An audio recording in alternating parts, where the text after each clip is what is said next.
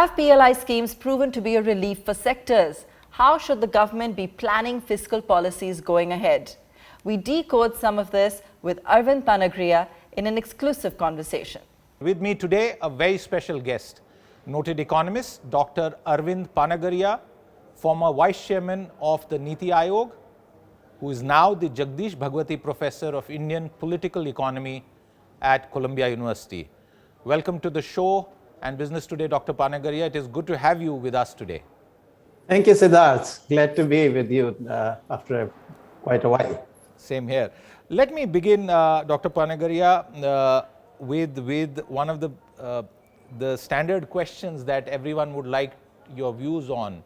What is the state of the Indian economy? And before you answer this, I just want to sort of bring out one paradox that a lot of us have been noticing, and I'm sure you have also commented upon it, which is that on one hand we have bumper sales of luxury houses.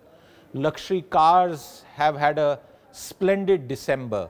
All the German brands are flying off our shelves. Yet on the other hand, we see a significant 15, 20, 25% dip in two-wheeler sales. Registrations of that product have been falling, and it's considered a barometer for a certain economic strata. What is really therefore the status of the Indian economy at this point of time? Right, you're starting with a googly for me, Siddharth.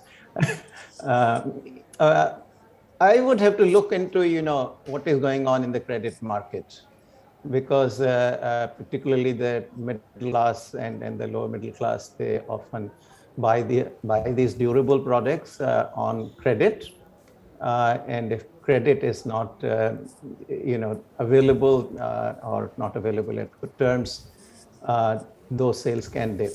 And we know this, that when we went into crisis, there was financial markets were in a bit of turmoil, and particularly the NBFCs had been impacted in a major way, and a lot of the consumer credit comes from NBFCs. So that's where I would look. Perhaps there is an answer there, but I don't have the data. I think getting these data in real time is a challenge, and I really don't have those. Dr. Panagariya, one of the reasons that a lot of economists who are tracking this very closely in India is that they say that prices have gone up, product prices have gone up, plus auto fuels, petrol, for example, has continued to rise. And while the government has done a recent price cut, this is one of the reasons a certain section of the economy is not seeing incomes rise, and cost pressures even beyond the headline inflation numbers are biting into their monthly budgets. It's probable, that's not inconceivable. Inflation rate has been closer to 5 to 6% as measured by the CPI. I'm personally not perturbed by that. I think, in a growing economy, in a developing country, 5 to 6% inflation is a healthy rate of inflation. It could also be that, we are being incredibly impatient. I'm not against impatience. I think impatience is a good thing because it then pushes us to seek solutions. But we have gone through a deep crisis. And even when we went into COVID, the economy was not doing so well. The growth rate had dipped even in 1920 to 4%. So some of that residual remains. But, I'm personally kind of more heartened by the fact that investment seems to have shown a recovery. The government expenditure is holding up quite well. Private consumption, on which you are now focusing, it still remains a bit weak. But I would just, in another 6 months or so, we will see the changes happening. So I would focus on what might be ahead of us rather than what is behind us. Okay, since you make a good point about focusing ahead, I want to therefore pick up 2 or 3 of the points that you made. You first said and spoke about 5 to 6% inflation being healthy in a way. What would that imply in terms of the monetary stance that the Reserve Bank of India should continue to implement during 2022. The reason I ask you is that there is a section of opinion which says it's time to tighten, the RBI must pull back all the accommodation that it has been doing over the last 2 years to counter the COVID pandemic. Where do you stand on that? I think we need to stay course at this point. I would not begin tightening. We have just talked about, the access to credit, and if at this point the central bank begins tightening, it certainly is going to raise interest rates and then impact negatively access to credit. So I think that there is something which we ought to be concerned about. Particularly as far as people are concerned at large, the food prices have not done too badly. And that's the inflation that is of concern. If the food prices had been skyrocketing, I would be worried, and some action would be in order, even though it's not the RBI action which really impacts food prices as much. But that's what would concern me. But I think right now we are not in a terribly bad shape. We do need to be mindful that the NPAs, etc., get addressed. I think that's something that the RBI needs to worry about. But at this point, I'm quite okay with where we are currently. Dr. Panagariya, were you surprised by the trajectory of inflation, not just in India, but more particularly in the United States, for example, as economies got out of the pandemic? Is it unusual? Have you yourself felt that this was something that could have been managed better? And for the Indian viewer, if you could help us decipher the current US inflation and what it could also mean for inflows going forward. Right. So there has been a bit of an element of, the Fed Reserve, which is the central bank in the United States, and the Treasury, which is the finance ministry in the United States, fighting yesterday's war. They were, I think, very much impacted by the 2008 financial crisis. And therefore, they really, I think, in my judgment, overreacted. The transfers that got made during COVID from the very early on were extremely large, and then the Fed Reserve was extremely loose in its monetary policy, and so tons and tons of money got put into the hands of the people, and initially, of course, that couldn't produce big results initially because the shock was not just on the demand side. I mean, if there is a shock to demand, you can, through these transfers and looser monetary policy can solve the problem. But shock was also on the supply side. If people can't get to work, if goods are not coming in, the supplies are not there, and demand alone is not going to solve that problem. And that is where I think, so eventually, first, of course, those transfers translated into very large savings. Almost $2 trillion extra savings in 2020 itself, actually, and then more in 2021. And so now, as the economy opened up and supplies began to come in, demand really kind of then got piled on. And so that's what translated in 2021 in this very unprecedented inflation of 7%, which is highest in the last 40 years, 4 decades. So maybe the 7% is something not something I would not have anticipated, but certainly that the higher inflation was on the way was quite predictable, and this is why in the Indian case, in parallel, I was very appreciative of the fact that our finance ministry did not go overboard, in spite of almost near uniform pressure actually from all quarters for India to also follow the US policy. And right. And I think the finance ministry stuck to its guns. I think I was probably one of the lone people who was at that time saying that, look, right now problem is on the supply side if people can't go to work. I mean, in fact, look, if people can't even go to buy their products to the shops and so forth, and shops are not opening up, how will even the transfer will translate even in effective demand? It won't even translate into demand. Right. And then the demand and then the demand has to translate into supply. So there were too many obstacles, and so I think we did the right thing by focusing on providing food and shelter to everybody. Dr. Panagariya, I'm interrupting you here because while you say that a lot has been done on social spending for the poor and there can be no argument against it, including the vaccination program, there is significant criticism that excise duties on fuel have been used as a revenue instrument far beyond perhaps that was necessary. One cut has been done. In the context of domestic inflation, do you think it's time for another fuel excise cut to provide some relief to the middle class? Yeah, look, these are band-aid kind of solutions. You can do that, but what you have to worry also about, and at least I have to worry about, is what do we do to the fiscal deficit that then follows. At the end of the day, somebody will pay for that deficit.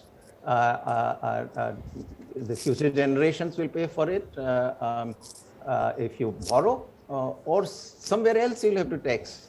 I mean, I think, this issue to me is a much broader issue, not just the fuel issue. It is the issue of fixing the entire tax system.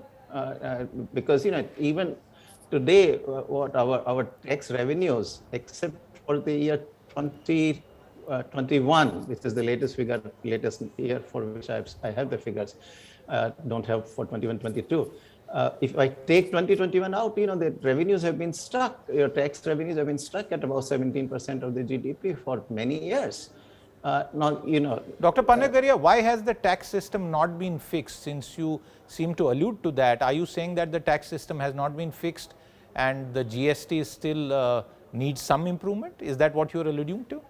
Well, certainly GST needs improvement, but I think there is a broader set of it. I mean, don't get me wrong. I think GST was a fantastic thing. It was a difficult thing to do, and there were a lot of growing pains with it. But a lot of the problems with respect to portal and verification, etc., have been fixed, not 100%, but quite a bit. But I think there is an issue of the entire structure of GST, not just in terms of the rates, but also the coverage.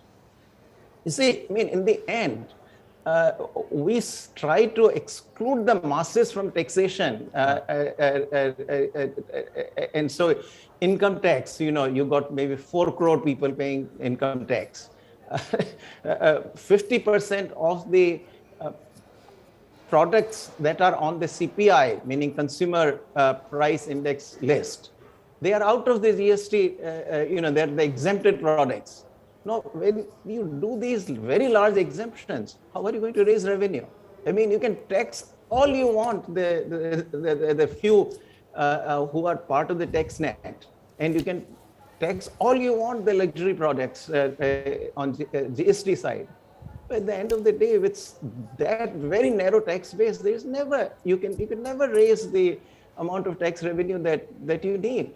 So you have to, we know that agriculture is never going to be taxed, agricultural income is never going to be taxed. That leaves out a very large part of the population. How do you bring that population into the tax net? Well, one way is to simply, widen the commodity base of GST. I think, that has to be done. And states have to be brought on board. And, I think, Govind Rao recently, our public finance specialist, he had a good proposal, in a recent op-ed saying that, look, the states are asking for further compensation, extended to another 5 years, but a bargain could be done in terms of increasing the coverage, fixing the structure of the GST. Because in the end, it seems to me that we'll never be able to expand the income tax base in the way it'll have to be if we are to widen the base. So you have to do it through indirect taxation, and that's quite a reasonable way to do it. That's how European Union does that. Large part of the tax revenue is taken through equivalent of GST, value-added tax is what they call it. So that's the way we need to go. Well, one certainly hopes that policymakers listen to that point because, when I was studying a bit of economics, we used to be taught that direct taxes are progressive and the correct way to tax indirect taxes are regressive, but we now have a situation where perhaps some more thought needs to be given to that. Let me quickly ask you about a couple of other points because we are very close to the budget. One more budget by the Modi government, practically the 9th full budget in its tenure. What do you think should happen as far as fiscal policy is concerned? Should the next financial year also be an expansionary one as far as the budget is concerned? Should Nirmala Sitharaman continue to keep the purse strings a little loose than before? You know, the debt to GDP ratio where we stand today is much higher. And so it is a bit of a concern, because what we are doing, again, as I said earlier, is to pass the burden, pass the buck to the next generation. Not fair. They shouldn't have to bear that burden. So I would be very cautious. I'm personally on the fiscal side. You know, you saw me on monetary side. I'm a little more liberal. I mean, you know, more of a dove rather than a hawk. But on the fiscal side, I tend to be more conservative, more hawkish. I would say that, you know, we need to be cautious there. The only circumstances under which I would say, all right, you know, somewhat looser fiscal is if we use that extra room to expand capital expenditures, you know, build up infrastructure yet further. I think that is productive. And so if we are committed to using those proceeds, we do that. The other thing we, of course, need to do is to simply, you know, go faster. Good progress. I think very pleased finally privatizations are happening. Right. The DIPAM has got onto the job. Finally, we have a DIPAM secretary who is on the go. So I'm certainly very pleased by that. But maybe we need to kind of push that a little faster. Likewise, you know, asset monetization, etc., and try to kind of, you know, handle the fiscal that way. It's a double dividend. You know, privatization helps productivity, and at the same time, it helps the revenues. So perhaps try to do it that way. You know, LIC, they're trying to do so. If that succeeds, that will be a big shot in the arm. So that might be the way to proceed. Dr. Panagariya, my next question has to do with, you know, the direction of government spending and the focus on welfare that was also necessary during COVID times.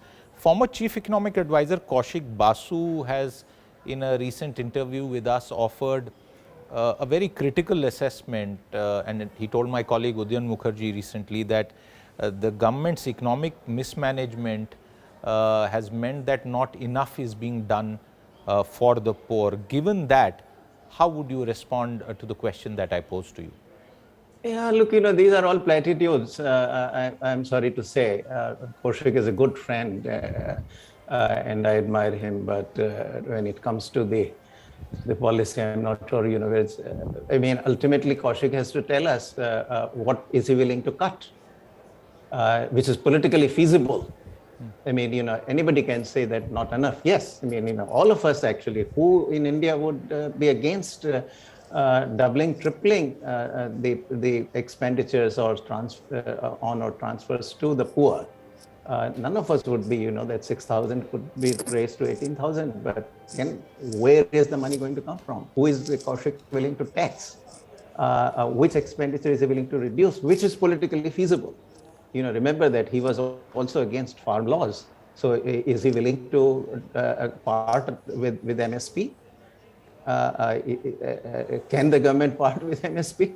Can the government part with Dr. Panagariya, subsidy?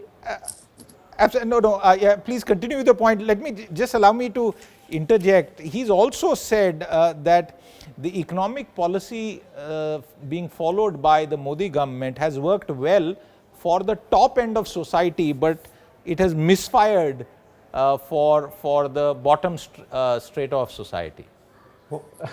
I mean, is the voter telling you that? I mean, the voter continues to vote for Mr. Modi. And in fact, it's backed by the social programs. if you look at what has been done on the social expenditures, it's way ahead of previous governments actually, in terms of, well, first of all, money that is meant for the poor goes to the poor. It's not leaking. I mean, we know from the previous governments, the famous line from Prime Minister Rajiv Gandhi, that only 20 paise goes out of 1 rupee spent.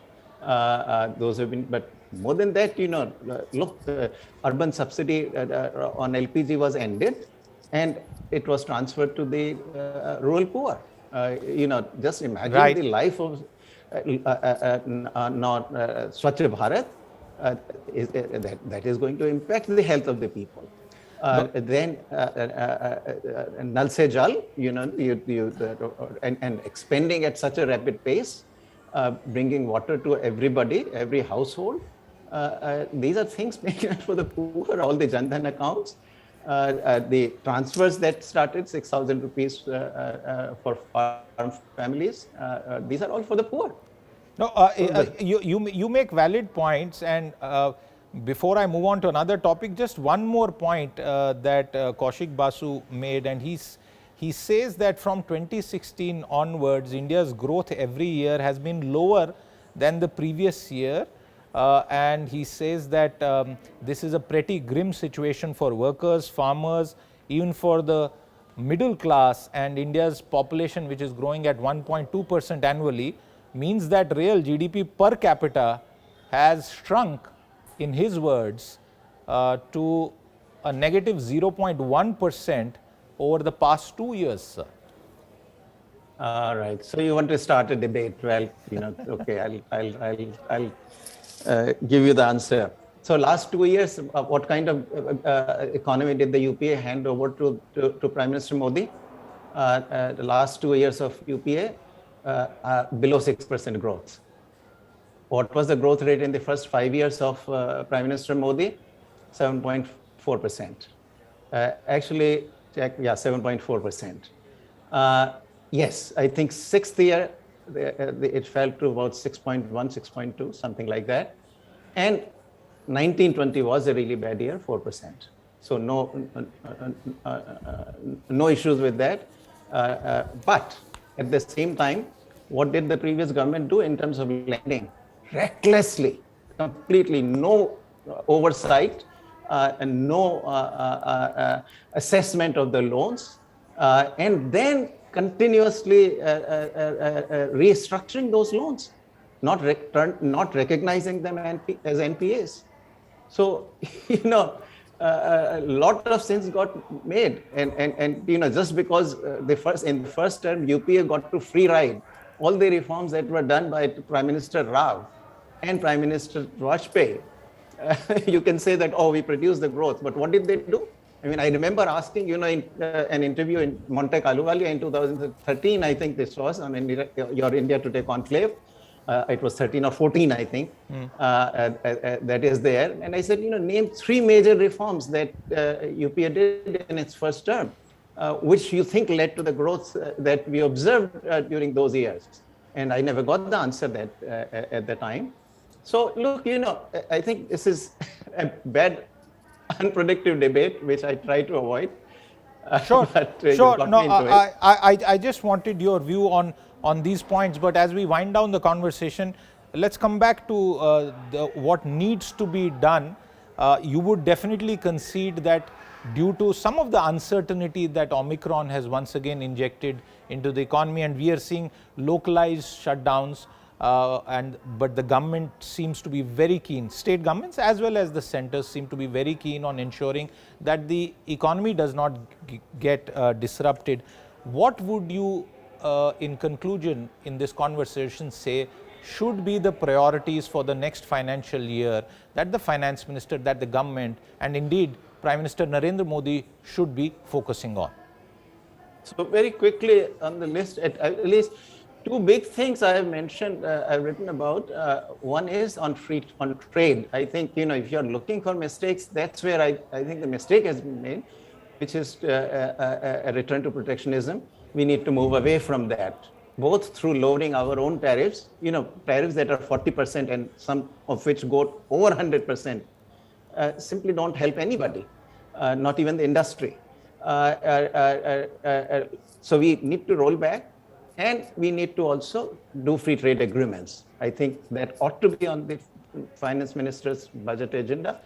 Higher education, that reform has not even begun. And that has to really come on the agenda back. It was there in the budget that was presented by the finance minister immediately after the elections. So that is two things. Now there are other areas which need fixing, but there are political hot potatoes. The Right to Education Act clearly needs to be addressed. The Land Acquisition Act needs to be addressed. But these are very difficult reforms. And we already talked about, tax reform needs to be done. Even on direct taxation, at least we need more horizontal equity.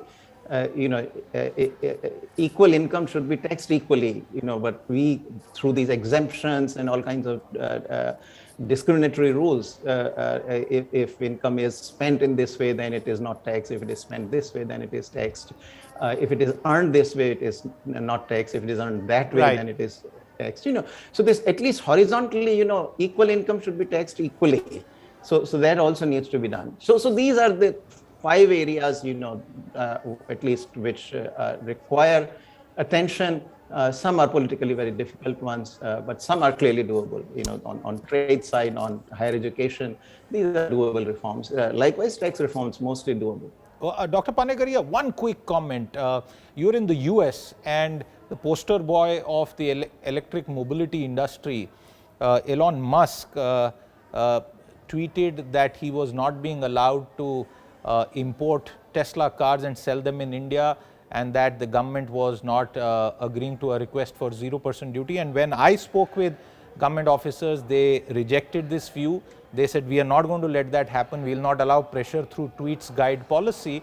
And he is welcome to come and take benefits from the production linked incentive scheme for various sectors, including automobiles. Is this an instance of protectionism? Because I tweeted about it, and there's a big debate going on that by offering some concessions to Tesla, you could have at least gotten this thing started off in India and build capacity and knowledge. Where do you stand on this subject? Look, auto is the classic case of punishing tariffs to the consumer. Who imposes duties of 125% on imports? This auto sector, I do not understand. Why is it such a favored child? 75 years of complete protection, almost every country. But how would we have built domestic capacities? How would the factories around Chennai, how would all that is happening in Gurugram have happened? Maruti, Suzuki, Pune, the auto hub, how would that have happened unless we gave some amount of protection to domestic industry, sir? What about pharmaceuticals? You didn't protect them. They built up. What about the petroleum refining? They weren't protected. They built up. And they are competing in the global marketplace. You provide this kind of complete protection, prohibitive tariffs. Anybody can produce domestically. Why are you punishing the consumer? But why are you punishing the consumer? I think it's a punishment to the consumer, to which I object. I mean, what sin has the consumer of automobiles, the consumer of two-wheelers committed that they should be subject to such high tariffs? So you would say that Elon Musk should get what he is seeking? Well, I said not Elon Musk. I am saying that, look, across the board, you need to bring these ultra-high tariff rates down. Everybody, there has to be some sort of justice in terms of protecting the interests of the consumer and the interests of the producers. You cannot just say that, and these are producers of specific commodities. It's not as though, if you want to give some protection to everybody, then do through the exchange rate. Let the rupee depreciate from 75 to 80 rupees or 85 rupees. That gives you uniform protection. But these tariffs are choosing favored children who are inefficient. We have done this in mobile. You tell me one domestic producer who is competing in a big way on the global marketplace in mobiles. So there has been 7 years of protection or 6 years of protection there. do we have one major kind of mobile manufacturer, domestic one? Now, of course, if Foxconn comes in, they always operate in the global marketplace and they will operate in the marketplace. Samsung comes in, they will operate in the global marketplace. But you name single domestic manufacturer who is actually competing in the global marketplace. So ultimately, if you say that it's infant industry, it has to grow. But auto industry is 75 years of infancy. Well, Dr. Panagariya, those are points that perhaps deserve a much longer debate, but I'm afraid I'm completely out of time on this show. As always, it's been wonderful talking to you. Thank you very much for your time, and hopefully we'll come back and talk to you once again after the budget for next year is presented. Once again, thank you very much for your time, and you, the viewer, if you've been, thank you very much for watching.